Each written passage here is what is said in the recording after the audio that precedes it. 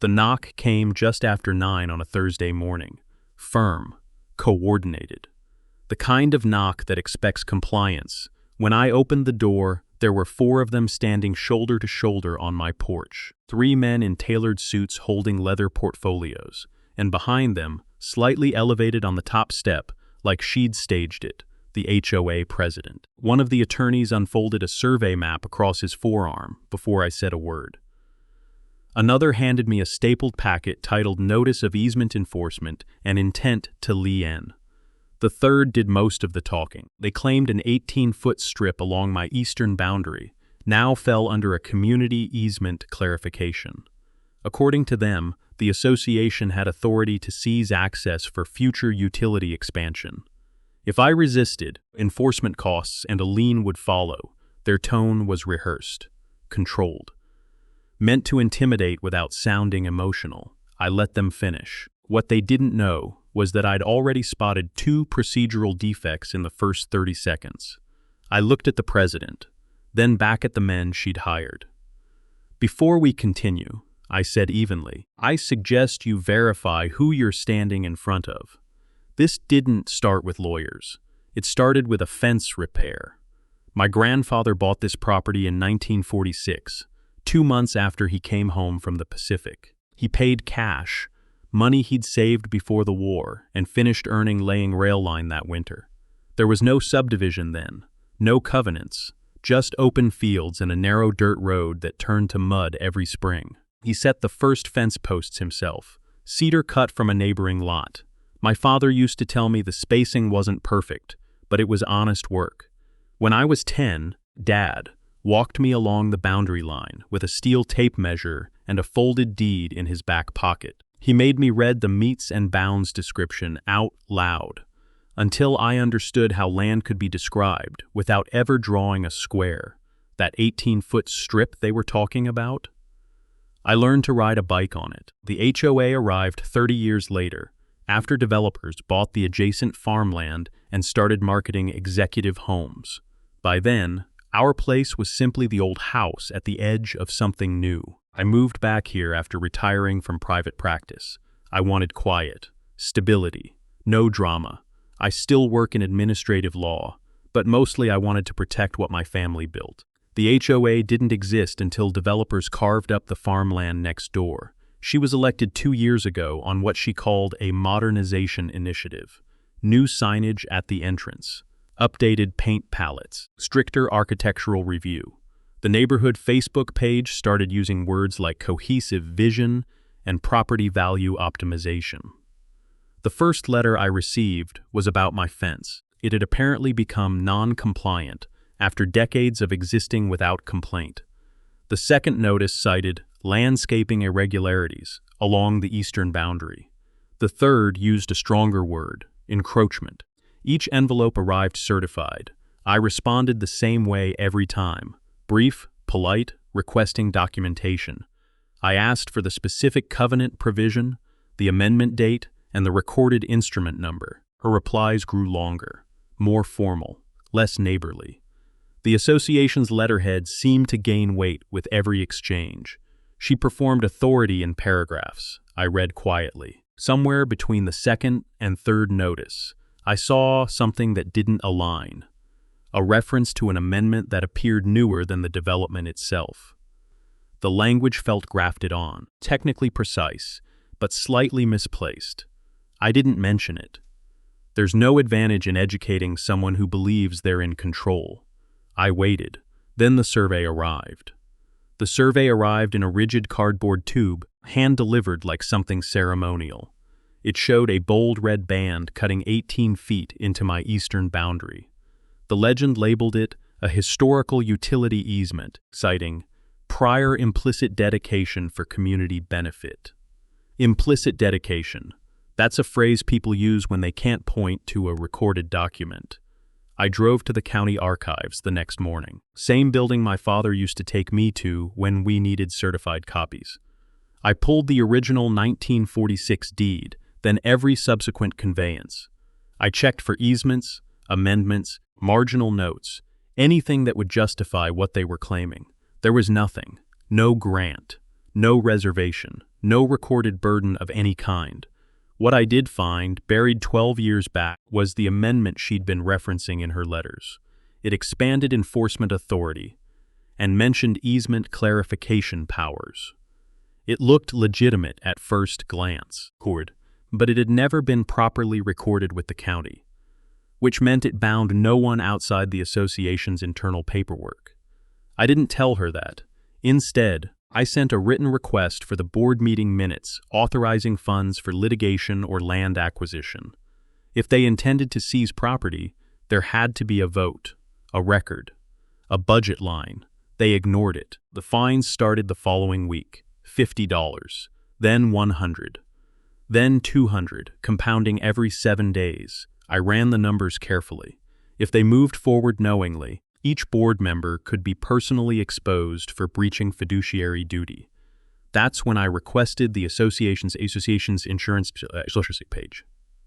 The insurance declaration page arrived by email from the property manager, who likely assumed it was a routine records request.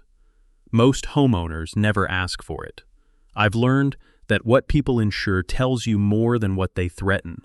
The association carried a standard directors and officers liability policy.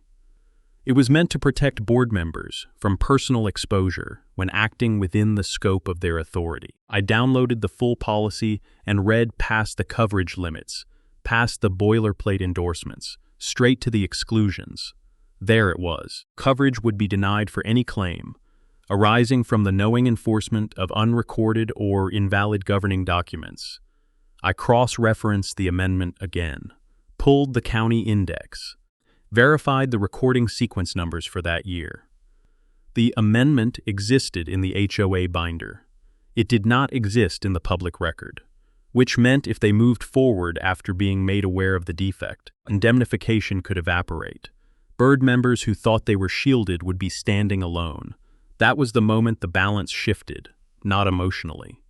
Strategically, I drafted one letter, calm, direct. I asked for written confirmation of the amendment's recording book and page number with the county clerk. I gave them 10 business days. There was no reply. Instead, a certified envelope arrived, titled Notice of Intent to Place Lien for Unpaid Fines and Enforcement Costs.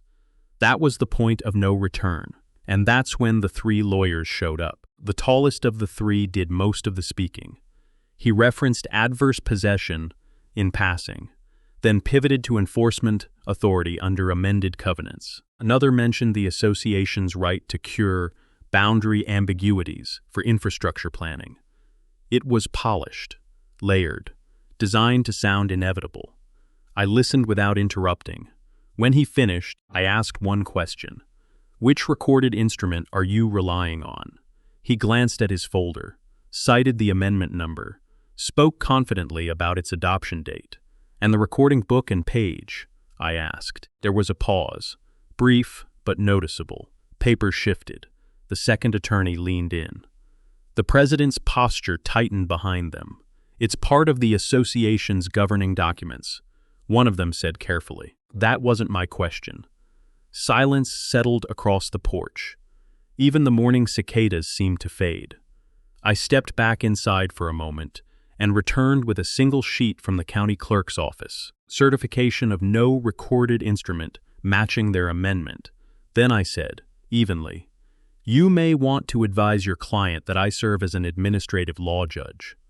I review procedural compliance for a living." I didn't raise my voice. I didn't posture. The shift was subtle but immediate. Shoulders squared differently. Eye contact recalibrated. The president recovered first. She accused me of attempting to intimidate the board. "No," I said. "I'm offering you a chance to stop." She didn't stop. The meeting was held in the clubhouse, folding chairs arranged in uneven rows. About 30 residents showed up, more than usual. Word travels quickly when lawyers start appearing on porches.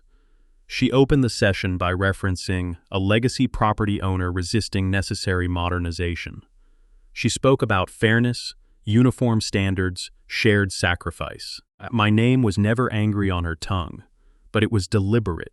I waited through committee updates and landscaping budgets until the floor opened for homeowner comments. Then I stood. I began with the amendment. I explained that it had never been properly recorded with the county and therefore could not lawfully burden deeded property. I handed copies of the clerk's certification down each row. Then I addressed the insurance policy calmly. I read the exclusion language aloud. Coverage void for knowing enforcement of unrecorded governing documents. I let that sit for a moment before explaining what it meant in plain terms. Personal exposure. The treasurer shifted in his chair. Next, I cited the state statute governing improper lien filings, including the provision allowing recovery of attorney's fees and statutory damages for wrongful encumbrance. I never raised my voice. I simply connected each point to a consequence. When I finished, I looked at the board, not the audience. "If you proceed," I said evenly, "I will file for declaratory judgment and name individual board members. No insults, no theatrics. Just record." 2 days later, their attorneys called me privately. The call came mid-morning. Different tone this time. Measured, collegial. They proposed a practical resolution.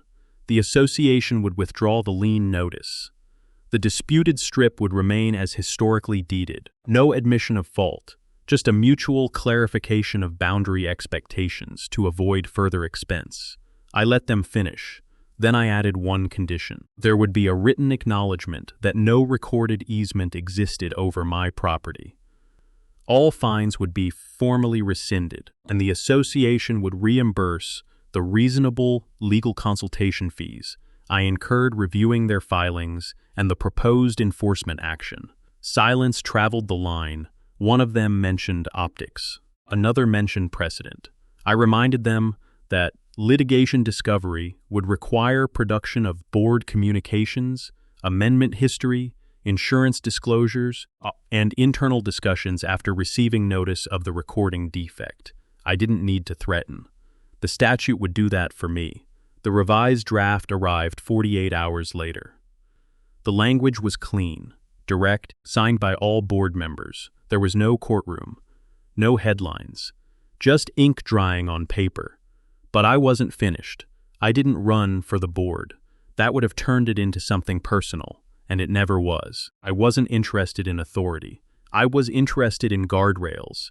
At the annual meeting, attendance doubled. People who had never cared about quorum suddenly cared about procedure. During new business, a neighbor introduced a motion requiring independent legal review before any enforcement action involving liens, boundary claims, or litigation funding. I seconded it. The discussion was sober, practical. No one mentioned my name, but everyone understood why we were there. The motion passed with a clear majority. 3 months later, the president resigned, citing professional commitments. No spectacle followed. The neighborhood kept functioning. Lawns were trimmed. Trash bins rolled to the curb on schedule. Nothing dramatic changed, except the assumption that rules could be stretched without consequence. It was never about 18 feet of dirt.